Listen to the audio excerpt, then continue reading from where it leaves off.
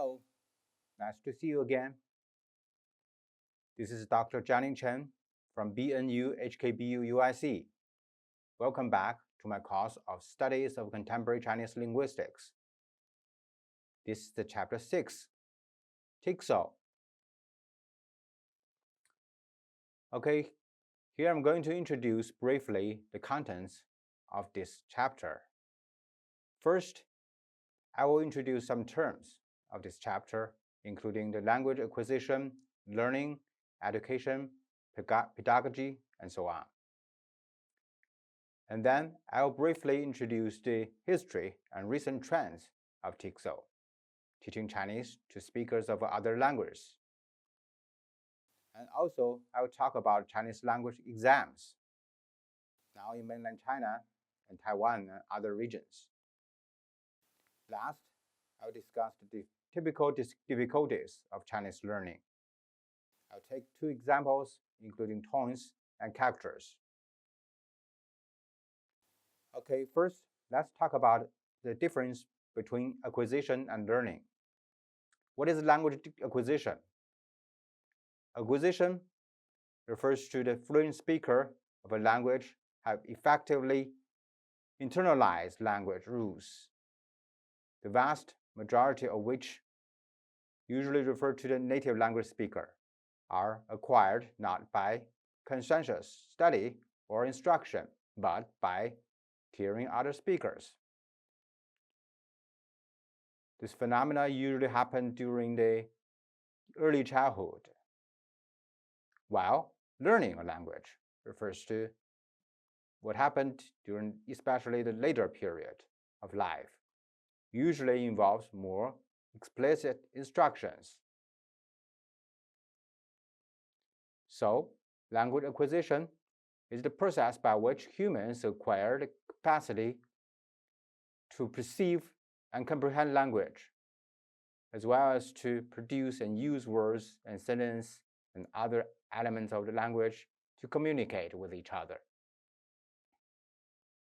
And this involves structures, rules, and representations of language. Acquire a range of tools, including phonology, morphology, syntax, semantics, and extended vocabulary. Although human language capacity is finite, well, one can say and understand an infinite number of sentences, which means with the ability of generated language to speak something new, which is based on syntactic principles called recursion. That means you grasp a limited number of principles, rules, and then you can create numerous sentences or expressions by yourself. Well, second language acquisition, sometimes known as SLA, is slightly different from second language learning, but sometimes they can refer to the same thing. L2 or language 2 acquisition mainly refers to the process by which people learn a second language. And also it can refer to the scientific discipline devoted to studying the process. As a science, it's a sub-discipline of applied linguistics, also connected with other disciplines, such as psychology and education. Another related term is language education. It refers to the process and practice of teaching a second or foreign language, a branch of applied linguistics, but can be an interdisciplinary field.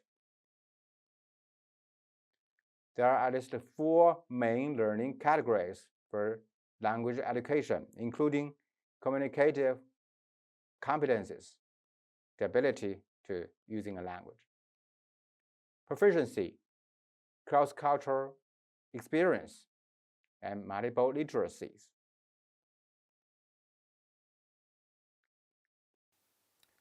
While language pedagogy refers to the discipline connected with the theories and techniques of teaching language. by teachers, and teachers draw from their prior knowledge and actual experience in teaching language. An approach is distinguished from research-based methodologies.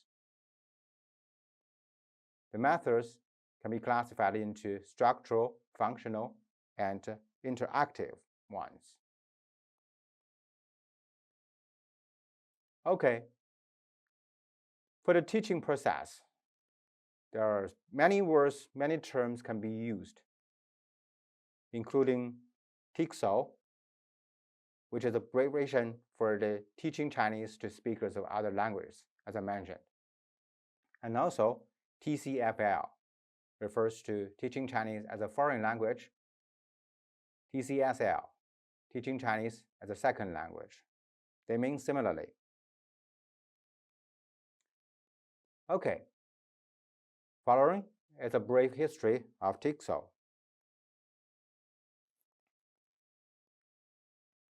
As for the tradition of Chinese, it is not very common or popular to teach language to foreigners. So the topic of TCSOL we are discussing here is from the interaction between Chinese and Western people especially. Here I'm going to first introduce the early misunderstandings of Chinese language in the West. Since the earliest appearance of Chinese characters in the West, the belief that reading Chinese was ideographic prevailed. A typical opinion is those from Athanasia cultures, who conjecture that Chinese characters were derived from Egyptian hieroglyphics, and then Chinese being a colony of Egypt.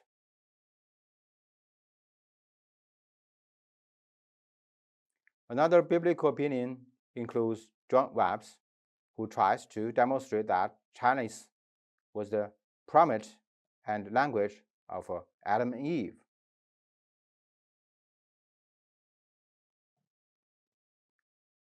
For the early generation of Western sinologists, I'm going to talk about a serious study of language in the West, begin with missionaries coming to China during the late 16th century. The famous scholars include Italian Jesuits such as Michel Vergerie and Matteo Ricci, who mastered the language without aid of a grammar book or dictionaries, because they are the first generation who created books and dictionaries for later scholars. For example, Vergerie set up a school in Macau and first for teaching foreigners Chinese, and translated parts of the Great Learning into Latin.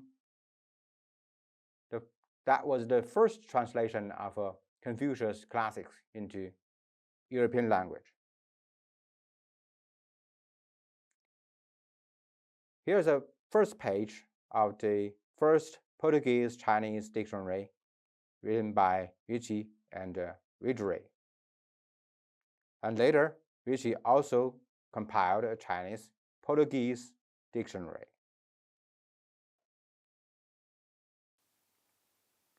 European scholars also composed Chinese grammars and dictionaries. For example, early grammars were produced by Spanish Dominican missionaries. The first important one was Joseph Henry Mary's Ma Ruo Se, Notitia Lingua Sinica, published in Malacca in 1831. And also Robert Morrison's A Dictionary of Chinese Language is one of the first important dictionary for Western learners.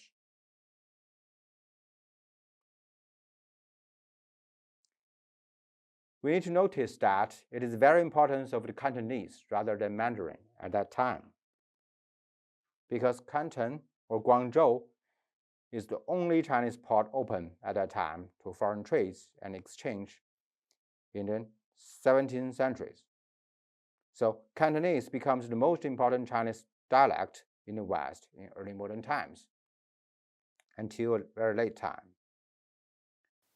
Foreign works on Chinese were largely centered around it until the opening up of other Chinese regions commenced after the Opium Wars in 19th centuries, which exposed European scholars to a much larger number of Chinese dialects. So both Cantonese and Mandarin matters during the history of teaching Chinese to foreign speakers.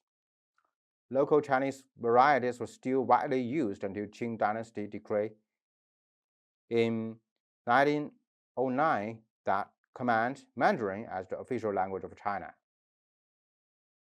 the eve of the collapse of the Qing Dynasty. Only Cantonese and Mandarin remains as the most influential variants of Chinese, primarily because of Guangzhou and Hong Kong. And Chinese departments in the West were largely centered on Cantonese due to Hong Kong until the opening of PRC starting in the 1970s.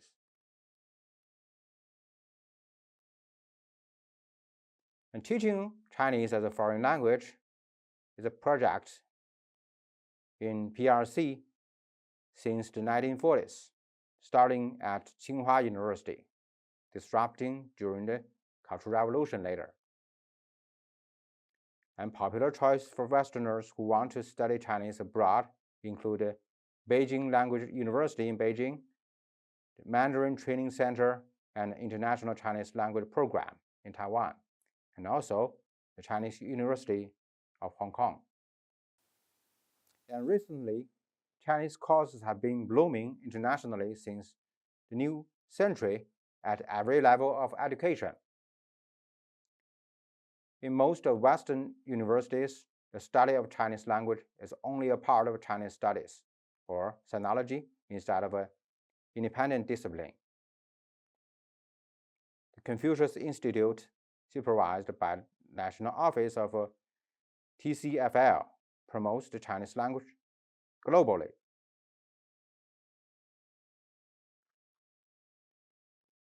And we have some evidence of the figures. For example, according to the ethnology, until 2022, there are cumulatively nearly 200 million second language speakers of Mandarin Chinese around the world. Great increasing speakers of Chinese language globally. And here is a chart showing the top 5 languages with the most population around the world.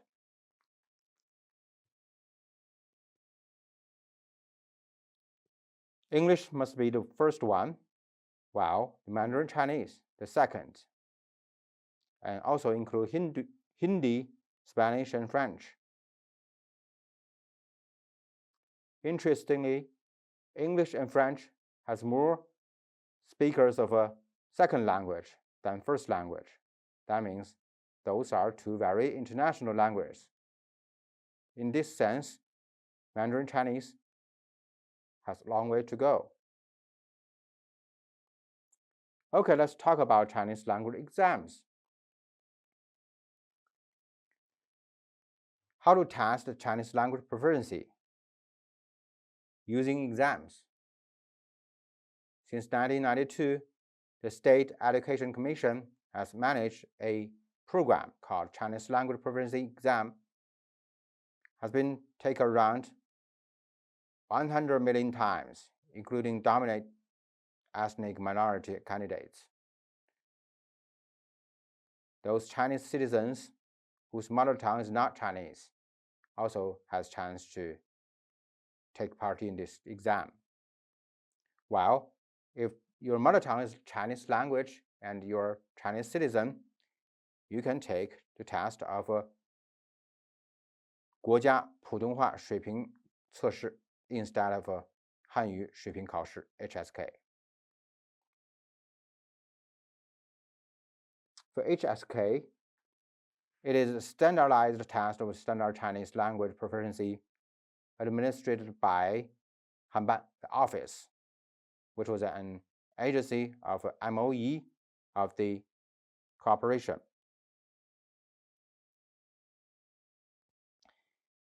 And the office was later replaced by 中外语言交流合作中心, the Center for Language Education and Cooperation. Here's the website of their main page.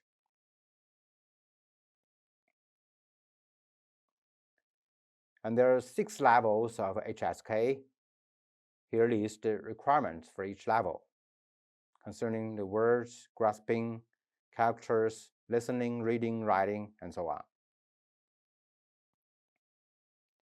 There is similarly a test called TOCFL in Taiwan, which has long been a place for students to study Mandarin.